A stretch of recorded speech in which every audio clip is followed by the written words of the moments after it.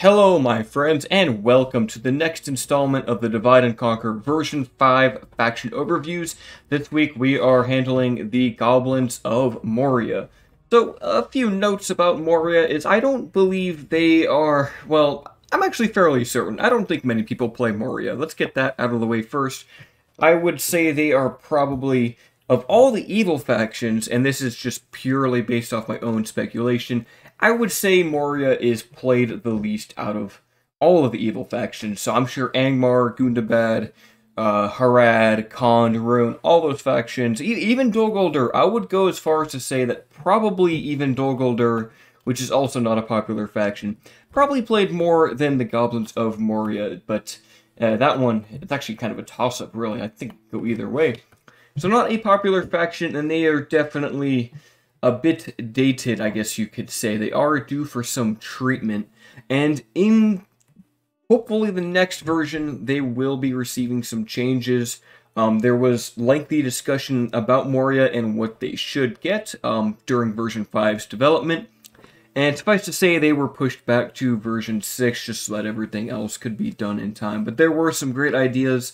I don't want to say any ideas right now because things are going to be subject to change in the future, but Moria is on the radar of the Divide and Conquer team, so I want to establish that first.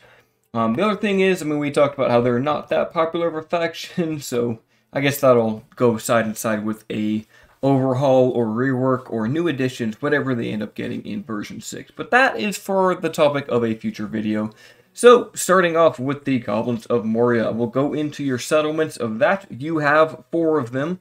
Of course, you do own both settlements that are tied to Moria itself, both Khazad-dûm and Khazad-dûm West. So, 2 sides of the same mountain, you own both of them at the start of the game. So, you actually have a fantastic power base here. Khazad-dûm is great for the mines, and then eventually the mithril mines, which you can get, which give you a ton. An absolute ton. 800 income from the mithril mines. Tier 2 mines give you, basically 2,000 gold there. So you get almost 3,000 gold from mines alone in this one settlement playing as the Goblins. So it is a very, very nice place to have. I guess on the topic of mines, we'll say that the Goblins are just below the Dwarves in terms of which factions get the most from the mines. Or at least I believe they were. I could be mistaken there. I know that the Goblins get more so than, say, at least the other evil nations, if I'm remembering correctly off the top of my head. I feel like that was a change at some point, because different cultures get different amounts of income from the mines, and I'm pretty sure the Goblins are higher up than other evil nations. So, there's that. Khazad-dûm West, nothing too special about this part of Khazad-dûm. Kind of just a tie-in. Build it for military, build it for economy, though it does not have the mithril resource that is directly only in Khazad-dûm, the eastern section. So if you need mithril, you need to have the right-hand side, which might be the lower side, or however we want to interpret that fact being that there's mithril here. If there's mithril on both sides, it would be insanely wealthy. You already make a ton of money off the east side. This settlement can easily make over 10,000 gold per turn fully developed. So it's very, very wealthy, and there's no sense in having 2 of those right next to each other. Outside of the Khazad-dûms, you have Anon en Ror, which is to the west here, south of Brunost, and northeast of Osten-Ethil. Someone mentioned in the comments that the DHs are kind of pronounced more like THs, like DTHs, so Osten-Ethil, I guess. Sorry, my pronunciation isn't great. And then to the north, you have Zog-Kala, kind of a settlement in a valley, I guess you could say this is. It's a mountain settlement surrounded by mountains, and there's only one way in and out of this settlement. So you have 4 starting regions. You no longer have Goblin Town, though I think that was established in 4.5. So if you want to have Goblin Town, you need to go take it back from them. Basically just kind of separating the identities, that this is where the Goblin King is, or whatever, whoever's in charge now, and you are simply the Goblins in the Moria reach down here. So Goblin Town is a neutral province, but very, very good to have as the Goblins. And as any faction, really, having control over the crossing here is pivotal, because the only other crossing is at Khazad-dûm, or going all the way south around at Isengard, or going all the way north around Mount Gundabad, around Mount Graham, and coming back around. So you can control the routes to both sides of the mountains pretty easily. that is it for the starting settlements. We'll talk about your starting generals. So High Chieftain Uglag, he leads your forces. He has an army of the Mountain Uruks, so a pretty solid bodyguard there. Does have a special ability. He has Legion Unleashed, which I think might be unique to him. 3 uses, 60-second cooldown, lasts for a minute, gives you 250 plus to your own army fatigue, which is permanent, but it also increases your effectiveness and gives your own troops extra morale. So a decent ability there. Next in line, Chieftain Agrarog. Probably one of your more useful starting generals to have because he is mounted. He has a unit of Warg Riders now. Granted, these aren't that strong, all things considered, but having just a mounted bodyguard is very nice, and you'll probably end up using Chieftain Agrarog a lot in your campaigns, if I had to guess. Aside of that, you have Lunug the Bloody, a kind of debatable on how useful he is because he's a very squishy bodyguard. He has mounted Orc Hunters, so good on the offensive, but very weak to arrows, cavalry charges, those sorts of things. In my limited Moria campaigns, Lunug usually doesn't last that long. He's kind of like Lurtz in that regard, where the bodyguard itself holds them down. Lastly, or I guess second to last, you have Arthur the Bloody, who starts in the fort south of Anon and Arad. He just has the standard Goblin bodyguard, no special ability or anything on him.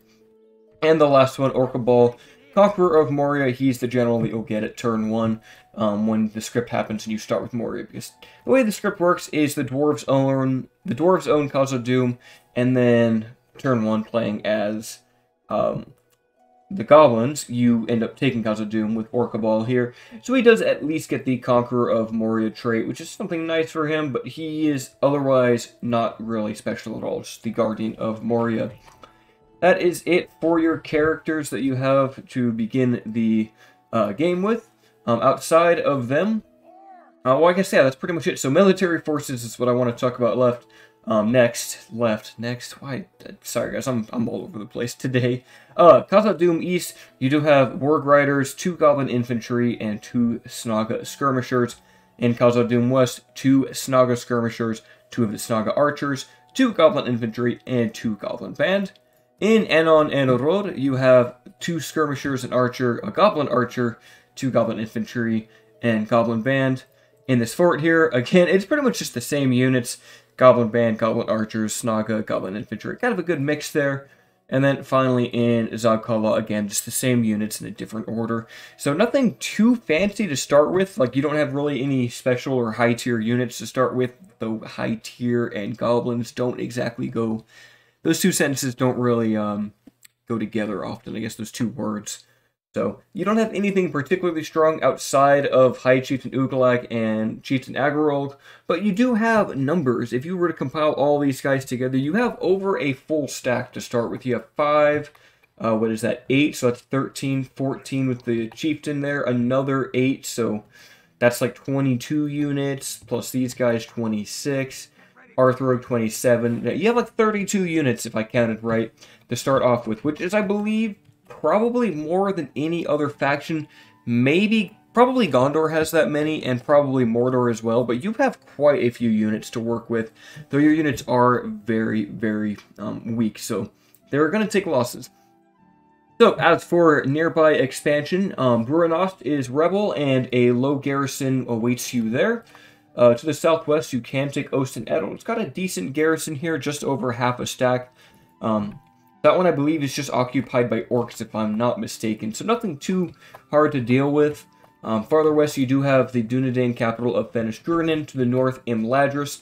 Do note, Lord Elro here does start with a very, very large army. So that is going to be a big threat to your early game campaign. But if you can just throw a few waves of trash at him, eventually you'll whittle down the elves, just because their recruitment isn't going to match your recruitment. So if you have to lose like 5 Goblin Infantry for like 2, what are they, Lindar Archers or Teleri Archers, whatever the High Elven units are called at this point, I can't recall.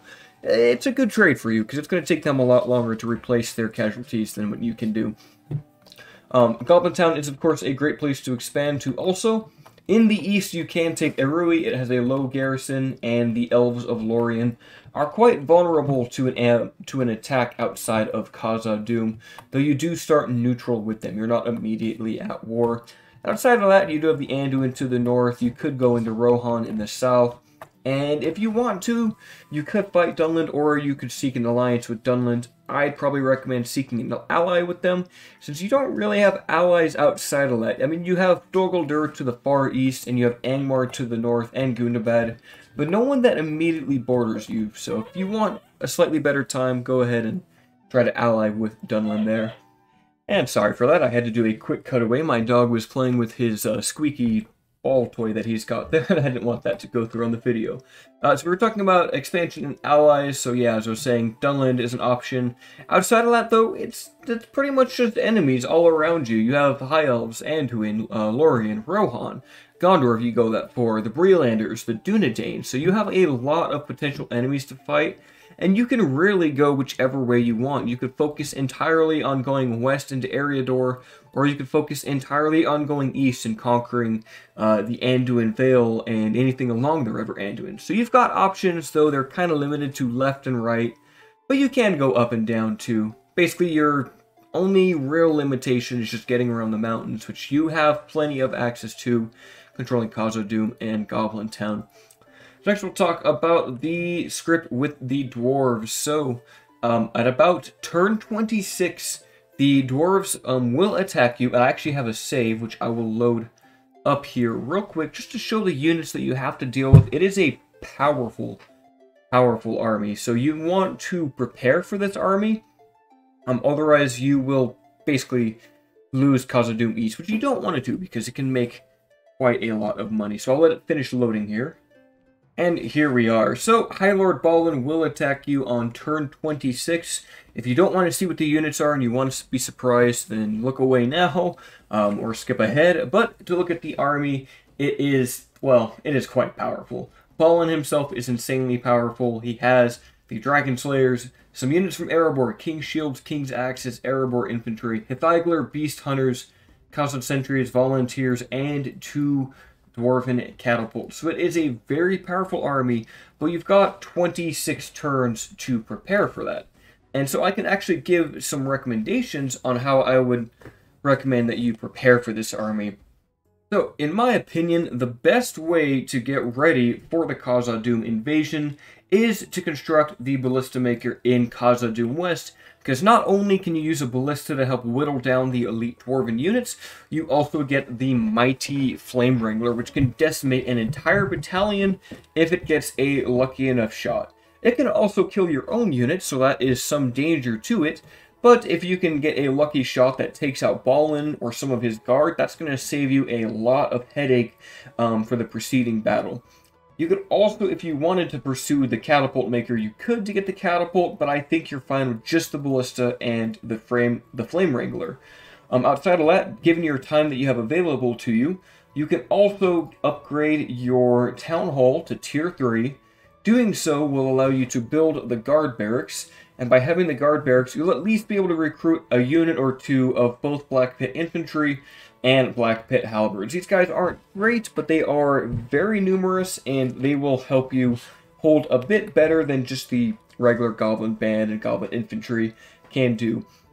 Additionally, it might be a good idea to get a stables going in Anon Edelrod, which actually already has one, so you don't even need to build that, to get both Warg Pack, Warg Scouts, and Warg Riders. All of these units can be very useful at combating the dwarves. And I guess I'll go more into that onto the battle side, but I will just say what units I'd recommend. Warg Pack are quite powerful on the charge. Warg Scouts have crossbows, so they can steadily whittle down heavily armored dwarves from range. And Warg Riders, in the battle map, they actually have space to charge. There's kind of like a long field in Khazad-dûm East, so you can actually get some charges off with the Warg Riders to help you take care of the dwarves. Other key units, you're going to want to have at least one Uruk Overseer to help keep your morale in check. And from there, really just throw in as many Mountain Orc Hunters, Goblin Infantry, and maybe even Goblin Archers as you can. Really just this whole line of units from Goblin Infantry onwards, and then if you have an archery range somewhere, get Goblin Archers. They can do a little bit of damage from range, and then get the artillery, and you should be okay. I've yet to have a time where I've really failed at defending Khazad-dûm East just by following that procedure. Get artillery in Khazad-dûm West, and then just get as many mountain orc hunters that you can. Warg Riders help out a lot, and Overseer, and you shouldn't have any problem. Just make sure that you save a unit of Mountain Orc Hunters to be fully dedicated on slaying Balin. If you can't kill Balin with artillery, then your next best bet is to use the armor-piercing Orc Hunters, surround him, and then put it on ×6 as they take 20 minutes to kill him because he's got like 12 or 13 hit points and 36 defense. He is quite mighty indeed. But that's pretty much it for the campaign map side of things, I guess you could say, so we'll now go on to the battle map. And welcome to the battle map, and because of feedback in my last video, I will actually be showing the battle here at the end. I won't just skip over that, so I wanted to get that mentioned first. So if you stick around to the end, there will be a bit of a fight here, although I don't know how much effort I'll go into actually trying to win the battle, but I will throw my goblins at them as I do in my campaigns. So, starting off with the infantry, and first of all, the general, which I like to do first. The goblin bodyguards. Now, there is nothing really fantastic or standout about these guys, other than they are basically the best of your infantry options, I should say. More or less, not too great, not too weak. Decent number, you do get 78 of them. Stats are 9 attack, only 3 charge. The goblins have a very low charge bonus, but 22 defense. They'll at least hold and keep your general alive for some time. So do note, these are basically just like Gondor infantry stats, which aren't bad by any means, but for a general, it's pretty rough, like all things considered. They just have good morale, so they're not even going to really last for a long time in a fight. These guys may end up retreating from a fight if things look bleak enough. Slower movement speed than what is typical, though not too bad, only 2%. You're not really likely to notice that. Keep them away from, I guess, getting charged by cavalry. Armor-piercing infantry is strong against them. Even, like, mid-tier archers and stuff, I mean, they can do okay damage to these guys, so compared to your other units, they are considerably more durable, but your generals are not really meant to be in the front line all of that much unless you really have to throw them in there, because really you need your generals to keep your other troops fighting, and if your general dies, your whole army is basically going to run away. So keep the goblin bodyguards safe, and that is my best advice for you. Try to only use them in combat if it's necessary. Next to them, we'll talk about the trash tier for the infantry, and here we are with the first unit, the Snaga Stalkers. If you've been playing Third Age or Divide and Conquer for any period of time, you probably know these guys well enough to know that they are absolute garbage. Now, they have purpose. They have utility. They are very weak, 2 defense, 2 attack, but they are very cheap. You can just recruit a bunch of these guys, throw them into a battle, don't even care about how many losses that they take, and just recruit more in the next battle. Like, they are available anywhere as long as it just has like a meeting hall. You can recruit Snaga Stalkers and all of the other Snaga units. So while they're not going to win any combats, like any serious combat, they are just so cheap and readily available that it is still nice to have them. They have something like 70 or maybe 90 upkeep a turn. It might even be 60. It's very low, so you can get whole armies of these guys for very cheap. And Medieval 2, in some ways, can be a bit of a numbers game, and that's how the goblins play. Any unit that has to fight 254 bodies, it's going to take some time to cut through that, and they'll be bound to get some casualties received on the other end as well. So that's all I can really say. Really, I just like to throw these guys as a meat shield in front of my lines. If they need to take the cav charges, that's fine. If they need to be the ones to take all the arrows, that is fine. Their role is to die and just throw themselves at the enemy. Now, going into, I would consider this tier 0. So tier 1 infantry, which is still pretty poor. We have the Goblin Infantry and the Goblin Band. So look, these guys very similar, 4 and 7, 3 and 8. So just a 1 defense and 1 attack difference here. Both have poor morale. The only real difference here is that one has a spear and one has a very crude sword, and some of them have like crude axes and stuff. So I'm going to lump these guys in together. Goblin Band are great if you need something to just kind of take a cavalry charge. They're not going to like it. They're going to die, but they can at least take it a bit better than the Goblin Infantry. And the Goblin Infantry will fight in combat slightly better than the Goblin Band. These guys are very, very cheap. You do get them in units of 253. So if you can basically recruit Goblin Infantry, get them over like Snaga Stalkers. They are just pretty much a direct upgrade to those units, and they come with the same number of models. So there is no real downside to having Goblin Infantry over Stalkers other than the additional cost, which really isn't much. You have mines and lots of great ways to make income as the Goblins of Moria. So that's all I'm going to say about these guys. The Spears do have Skill Trim, and this is something I wanted to address. I had comments in one of the previous videos about my disdain for the Skill Trim formation, and while yes, agreeably, if your unit is surrounded or being fought on multiple sides, Skill Trim will prevent them from getting the flank penalty, which helps them further morale and helps keep them in the fight. But if you are, my thought process is you should never allow your unit to even get into that situation. You should always try to have at least a frontal engagement. You never want to let any of your units get flanked if you can help it. And so that's why I think having Skill Trim is just an excuse for, I believe, sloppy play.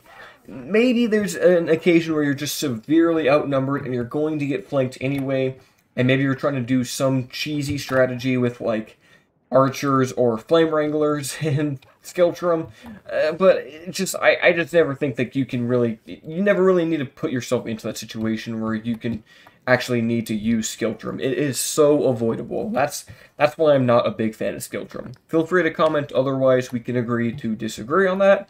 I just find you can position your units in a way where you don't need to use Skill Trim. So in the next tier, I guess tier 1.5 or tier 2, we have the Mountain Orc Hunters and the Uruk Overseers. Mountain Orc Hunters used to be very strong, and I want to say version 2.2, where they had something like 13 attack.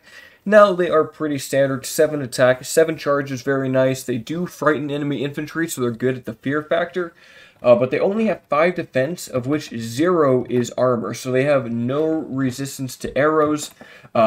Any hits that get through their defense skill is basically just going to wound them. So very squishy, very glass cannon-like, but they do cause fear, which is a nice effect to have. And you do have a unit with poison arrows, so you can stack that with the Mountain Orc Hunters. That would be the Goblin Archers and the Heavy Goblin Archers. If I'm not mistaken, they both have poison arrows. It might just be the Black Pit Archers. It is just the Black Pit Archers, but you can stack that with fear and get some easy chain routes with these guys. Great at killing heavily armored generals, throw them against high elf generals, dwarven generals, whatever it's going to be. That'll be a good bet at killing those units. Next to them, Uruk Overseers. These guys are very useful. They have the chant ability. You don't really ever need to use the chant. They have an area of effect morale boost. So anywhere, if you don't have a general, or your general dies, or they're farther away from your general, you can place the Uruk Overseers, and they will keep your other goblins fighting. These guys actually have good morale, but everything else we've seen is poor morale. Good morale of the Mountain Orc Hunters, but even your Black Pit units only have average morale and poor response. So Uruk Overseers, it's always good to have at least one of them in your armies just to keep your units fighting till basically the entire battalion is dead. Otherwise, your troops are just going to flee, and that is a big issue for the Goblins of Moria if you don't keep your leadership in check. These guys themselves aren't really meant to go into combat. They can fight decently well. 7 attack, 17 defense, so they're well equipped, and they have armor piercing.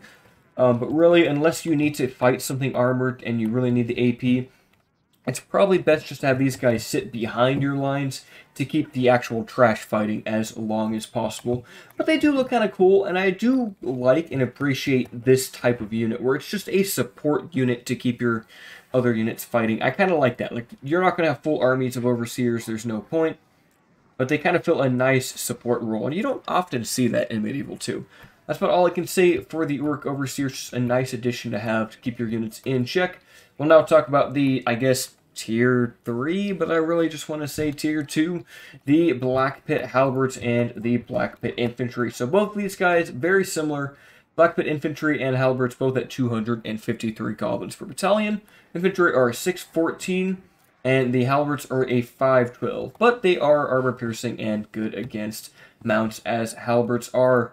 So basically, just consider these guys the direct upgrade to the Goblin Infantry. You go from 4 and 7 to 6 and 14 for the Infantry, and for the Halberds, you go from 3 and 8 to 5 and 12 with AP. So A significant upgrade, and the fact that you get 253 goblins per battalion, and these guys aren't that expensive either. I want to say 200 to 300 upkeep. In the late game, your armies are basically just going to be filled with Black Pit units, and they're decently equipped enough with the high numbers that they can trade pretty well with other, like, standard heavy infantry. Like, late game, I don't think they would beat, like, a Gondor infantry unit, but they do have 100 more models in the battalion. So Blackfoot infantry probably would go, if I had to guess, they'd probably fight Gondor infantry and basically maybe not win, maybe not, but they'd at least get them severely weakened. And these guys are going to last a lot longer than your other cheaper units. Plus the fact, I mean, yeah, you have so many of them, 253. It's going to take time for these guys to die, as long as they aren't getting hit by artillery or being flanked by cavalry, because they don't have much mass either. Like, the halberds are not going to be taking cavalry charges that well. You have other tools for that. But they can be very useful, and the halberds, especially if you're fighting heavily armored dwarves and stuff, the halberds are going to be one of your better units for dealing with, well, of course, heavy armor. Next off, we have the Mountain Uruks and the Trolls. I guess I just kind of lumped these guys together. Mountain Uruks are a two-handed sword unit that causes fear. These guys have very good morale with impetuous response, so they can still flee, but they will fight for a long time, and they just happen to have a bonus against Northman cavalry. That's just kind of thrown in there. I think that probably applies to Rohan too, if I'm not mistaken.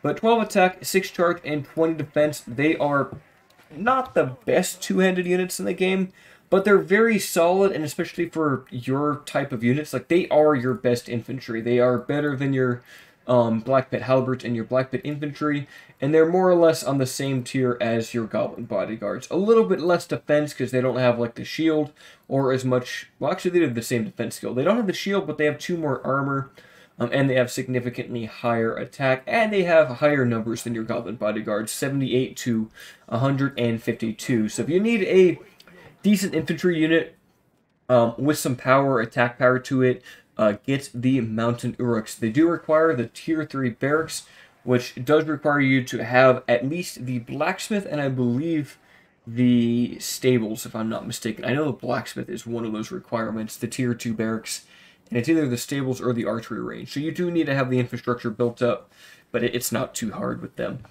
That's about all I can really say for the Mountain Uruks. So next to them are the Trolls. Now, I've talked about Snow Trolls before in the Gundabad video, or was it Gundabad, or no, it was Angmar. I decided to talk about them there just because I couldn't hold my excitement.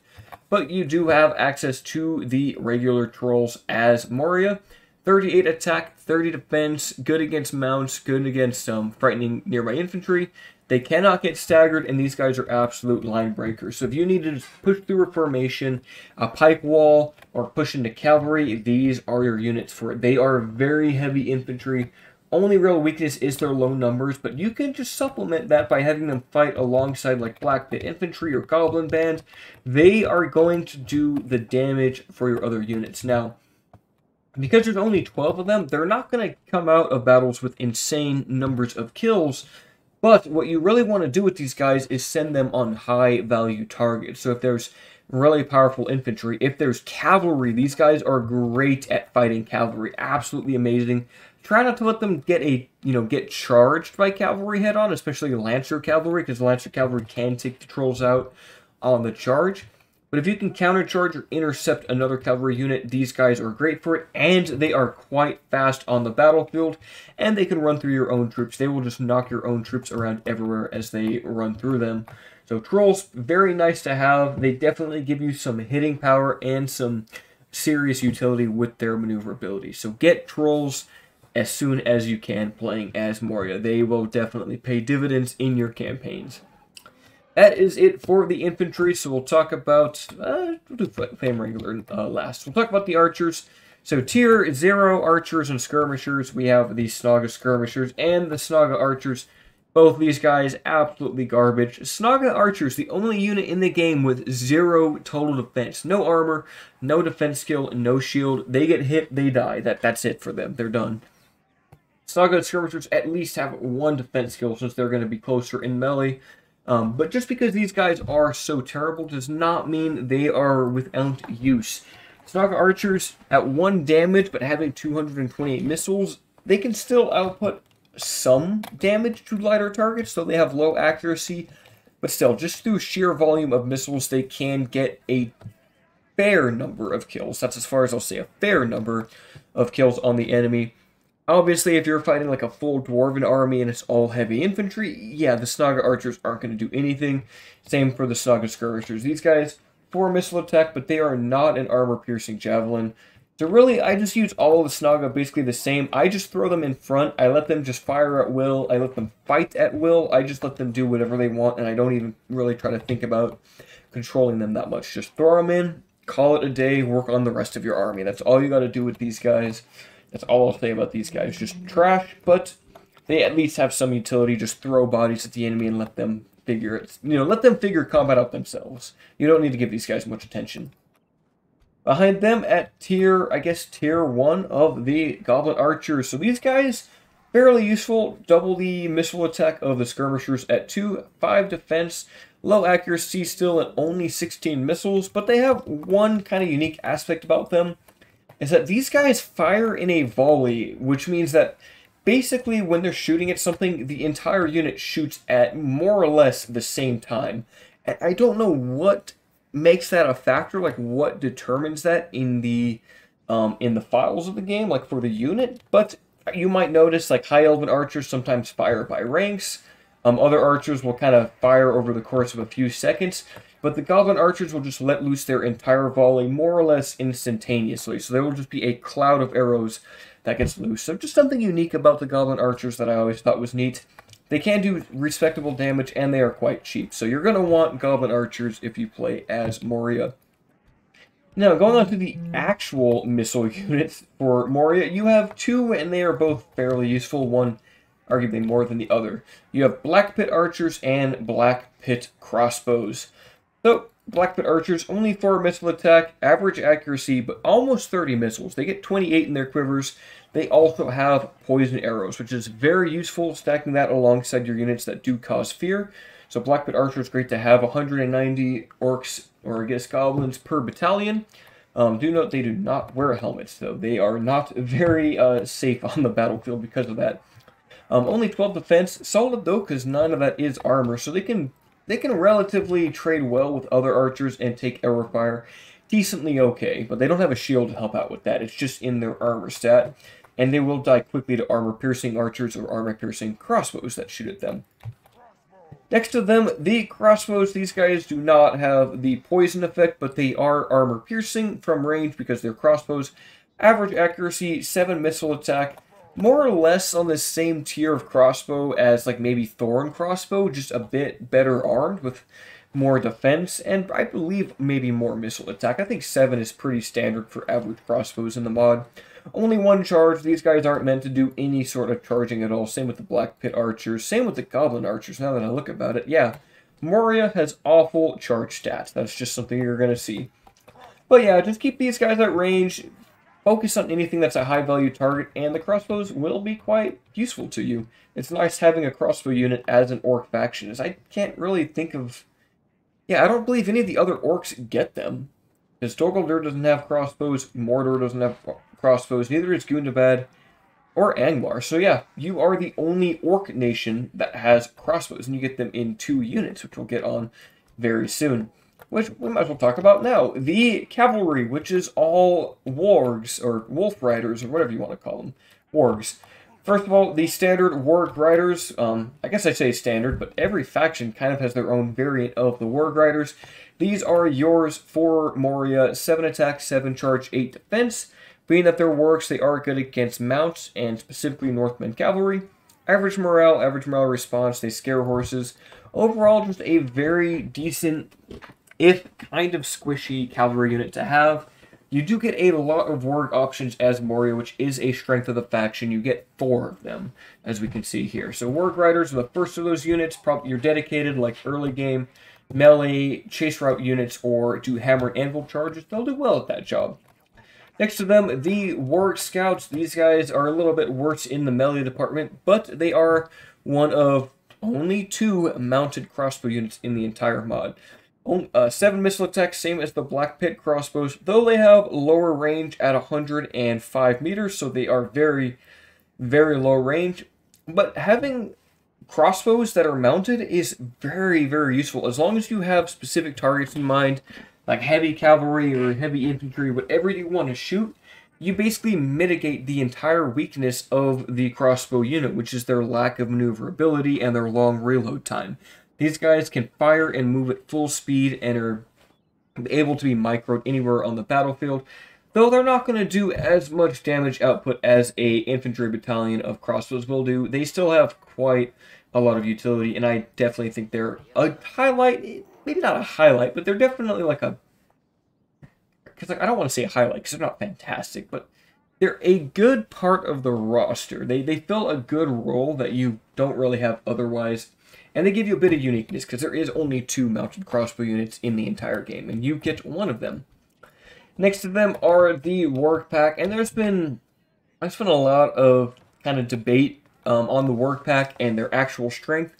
I don't think they're too bad. They are quite powerful on the charge, but once they're actually like in melee, they die very quickly. They have 3 armor, 6 defense skill. They have large bodies, so they can take a lot of damage to enemy archers, and they have 2 hit points. It says there's 100 here, but there's actually only 50 wargs in the unit. That's just misleading. Each one counts as 2, and I don't exactly know the reason for that. I wish I did know. I know that they actually, technically, I believe, have a rider that's just invisible on them, but that rider shouldn't really count towards the unit, unless, maybe it's like, it might be like the Mummakill, because I think they actually count more like elephants in that regard, and elephants, it counts all of the riders on them. Excuse me. Yeah, while they are very powerful to charge, and they can, like, definitely do a lot of damage to elite cavalry, elite infantry, overall they're not too powerful, and they're kind of more indicative of what wargs probably should be. Very feral, and you don't really get that as much in the riders, because these wargs actually attack themselves, so I don't know, there could always be balancing in the future if they are still seen to be a little too powerful, but I don't think they're that bad. I think they're manageable and a very useful tool. Like, in the hands of the player, they're very powerful, but defending against them, you have plenty of ways to deal with them. Archers, skirmishing, throwing like a weak unit at them, or throwing like a heavy spear unit and shield wall at them. I mean, you have ways to deal with these guys.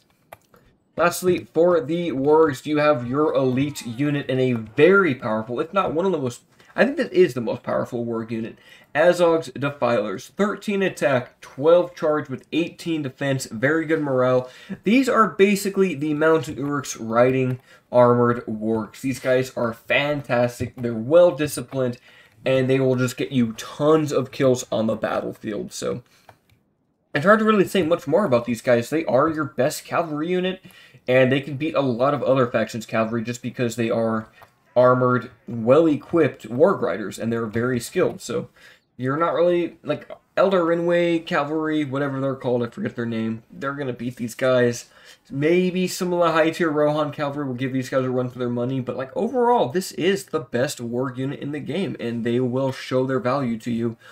You can do a lot of hammer and anviling with your sheer hordes of infantry, and then doing hammer and anvil tactics with the Azog's Defilers. So a fantastic unit to have there. And lastly, we'll talk about it here, the Flame Wrangler, a unique artillery piece to the Goblins of Moria, and I think the best way to talk about this is just to let it fire at will, while I let the AI just kind of do their own thing here. So hopefully we can just get a decent shot. We are fighting the next faction, which is Gondor, so Gondor will be next week's... Well, actually, they won't be next week, I should say that now. I will not be doing a video next week, as I am going to be taking the weekend off to prepare for a engineering exam. So I won't be doing anything next week, but there will be videos the following week. And hello, AI, can you please go attack? That would be great. And if the Flame Wrangler could fire, that would be really nice, because I really want to show what it can do. But yeah, there won't be a video next week, so we will be on break, but I will have to continue the following week. So that is, what, Saturday the... I forget the actual day of the week it is, but yeah, there won't be a video. Are we just bugged here? Are we not firing? Can we fire? Yeah, I'm not sure what's going on with these guys. Let's turn it up for a second. Let's just turn it up for a second while we watch the rest of the battle go on. Lost Snark Axeman being shot at by the Black Pit archers, taking some of that damage. Ooh, let's intercept those cavalry, please. Gotta stop the Gondor cavalry before they charge into our own archers. And here comes the mangonel shots, spewing fire all over the Lamadin clansmen, getting an okay number of kills there. Nothing too special. Another barrel just explodes on the ground here. Can we charge into these cavalry? How much damage is that going to do with the work pack? Oh, I think they got stuck on our own units. But yeah, the Flame Wrangler is very high risk, but also high reward. So it can do a lot of damage if it gets a good shot, but there's a chance that as these barrels fly overhead, they could detonate early, which is always a danger with them. That's one thing to consider about them. They could end up killing your own units if you're not careful, and we may even be fortunate enough to see that happen today. If I could actually get them to fire, which is being annoying that they don't want to fire currently. Good old medieval artillery. You know what? Let's test the work pack on Fountain Guard. Let's see who wins that fight. I don't think it's the work pack, I'll tell you that much. Yeah, they're going to charge into these Fountain Guard and basically die. Yeah, not a unit you want to throw a work pack on. Maybe charging them into Lost Ark Axemen is better. As the barrels come flying overhead, exploding into their own ranks, killing a ton of Goblin infantry. They're quite inaccurate, so that is a disadvantage. And you know what? I'm not seeing a good show by the work pack here. Granted, I haven't controlled them that well, but yeah, they are just getting absolutely destroyed. They're not really getting kills, so work pack not too strong after all. Though, I mean, there was a time in the mod where they had like 20 attack, 20 defense, and they had 20 charge. Like, there were 20s all around. That was arguably way too powerful. Here comes the extra barrels, killing our own units mostly, not even killing the Gondorian soldiers. Look at that. We just massacred our line of Black Pit infantry. That is unfortunate. Yeah, the Flame Wrangler, you know, it's not doing its job so well, and it's just caused mass routing. Oh, geez, that's not good.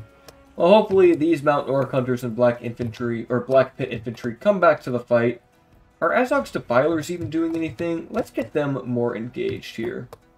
They can actually charge into the Gondor Cavalry. They should beat them here. They are significantly stronger than Gondor Cavalry.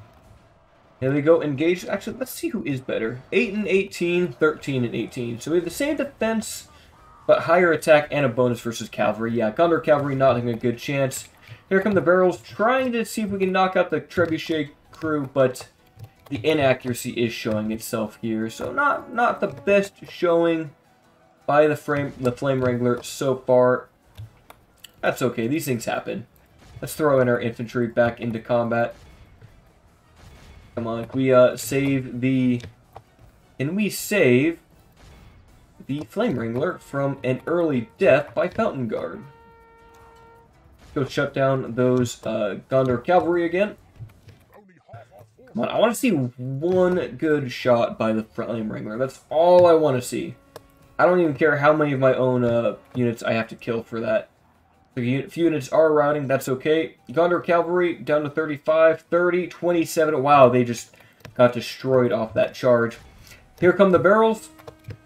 Are they going to explode and kill the infantry? Mostly it's just going to kill our own Black Pits, but we get a few Wardens of the White Tower there. That's not too bad, right?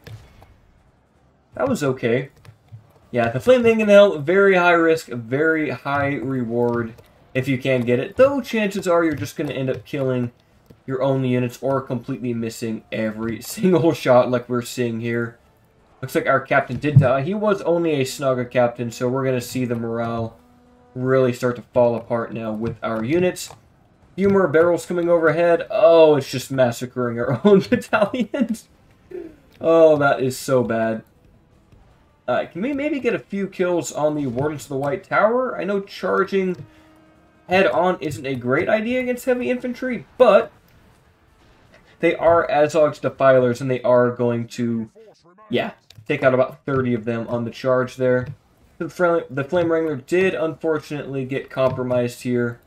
Not much can be done there. Looks like our entire army is routing. That just shows the, you know, the weaknesses of the Goblins. Try charging directly into these spears. Let's see what happens. These are spears, but we can charge into them because they're not braced, and they all mostly die. Yeah, this battle is very much lost. It's not. I did give Gondor a very strong army, and I was not expecting the Flame Wrangler to mostly just kill my own troops. Now, we do have a spattering of Mount Uruks showing their resilience and willpower to fight in the battle here. They are holding off the Gondor Spearmen, so we can get a rear charge with the Azog's Defilers. That is good damage. The two best units. So this really shows a comparison. Everything else pretty much ran from battle, but the Mountain Uruks are staying, though they are about to waver as they are going to get rear charged here. Another unit does rout. We've mostly lost everything.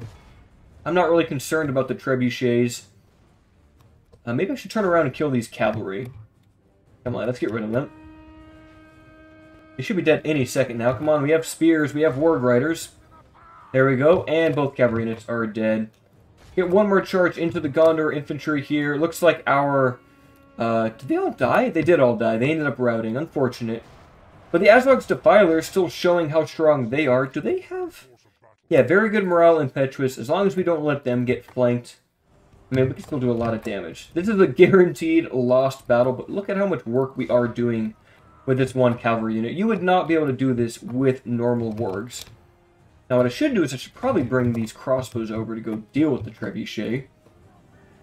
I mean, this battle is for sure lost, guys. I'm not pulling this one back. I let the AI handle my army, and that's what happens. That looks like the Azog's Defilers are going to rout, and that will be the end of the battle. A loss for the Goblins of Moria, but hey, you know what? We got to see how well their elite units actually do, and thankfully we didn't get hit by a trebuchet there. Flame Wrangler can be fun, but it can also just massacre your own troops. Ooh, look at that. Trebuchet did hit the Azog's Defilers. So, well, that's pretty much it for the Goblins of Moria as they flee the battlefield now from the forces of Gondor. I will return in 2 weeks' time with the next episode where we do talk about Gondor, and that will probably be quite a lengthy video going by my standards here, but I try to be as thorough as I can with the faction. I try not to, like, leave things out, and I also try to make it so, like, I'm definite on, like, what you see. So, like, I don't want to, like, basically say, oh, at some point you'll be attacked by the warriors of Khazad Dûm. I want to basically show, hey, at this turn, this is when this happens. So you have until then to be prepared for it. I don't like to have, like, surprises stay in the campaign there. But yeah, until the next one, my friends, farewell.